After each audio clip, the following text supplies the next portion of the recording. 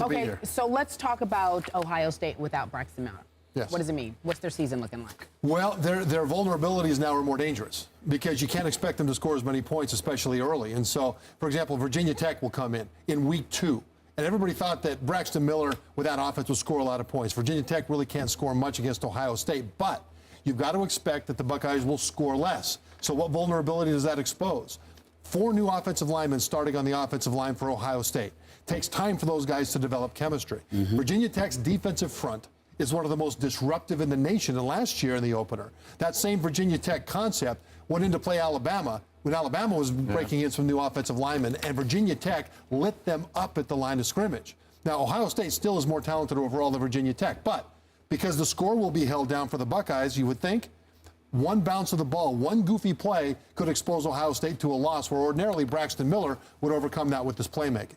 All right. For me personally, I love Urban Meyer's approach in terms of he's saying that we lost 100 yards a game. Let's find a way to get it back. Let's find one of our core receivers, or a few of them anyway, that can catch about 4 or 5 additional passes a game that they otherwise wouldn't get with Braxton Miller running the football. Not to mention this kid, Chris Samuels. Everybody's been raving about him, talking about this freshman running back. He's sensational. You've got some depth at that position. You've got some wideouts who are a threat. So to me, as a result of that, considering the fact that Braxton Miller wasn't considered the greatest passer. He did throw for 24 touchdowns last year. We understand that he's capable, but it's really his athleticism and his ability to run the football that made him a difference maker. If this dude, JT, can get it done on some level in terms of passing the football, then I think their offense could still be relatively exciting. Let's keep in mind also that when you talk about Urban Meyer, there's only one season in recent memory where his teams averaged less than 30 or 35 points a game scoring. I think they scored like 26.3 points a few years back when he was at Florida. Outside of that,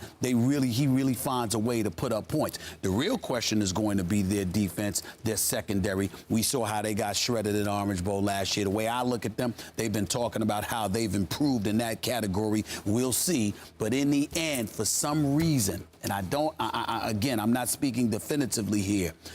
For some reason, I believe that Braxton Miller, is great of an athlete as he is, I think they'll be able to be just fine because their strength of schedule. Oh, by the way, I didn't even bring this up. Wisconsin, Nebraska, Iowa, not even on the schedule. And Michigan, that's a home game. Yep. I'm sorry, you don't have to face those 3. And on top of it all, you got Michigan on your home turf at the Ohio State. I like their chances but you have because to go to the Michigan State. Well, that's right. the only. Right. Hold on, wait a minute. But that's the only. That's the only game where I looked at them and I said definitively they're gonna have problems with Virginia Tech, obviously because of what you mentioned to open the season, and then of course you've got Michigan State that you've got to reckon with. But to me, this is a team that was 12-2 last year and was in the Orange Bowl. Now you got the playoff system, so you're saying, okay, they may not be a part of the playoff system now. All right, that's fine. But the only definitive loss I see on their schedule is Michigan State. Right, it just gets closer, though. Look at Auburn last year. How many times did they need a miracle to win a game? Yeah. And that got them all, a couple times, Georgia, Alabama, and there were several miracles in those games, right? And so now you've got an Ohio State team that is more vulnerable to those kinds of miracles and bounces happening against them. Now, keep this in mind.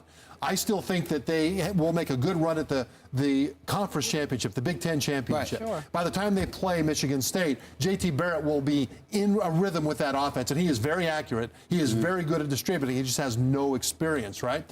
But the thing is, early on, that Virginia Tech game at Penn State in October, where they're facing Christian Hackenberg at quarterback, who may be a top 5 pick when he comes out to the NFL draft, against a secondary that needs to prove that its revamped nature is successful. See, this will just make a lot more excitement for Ohio State fans than they really fully expected. Yeah.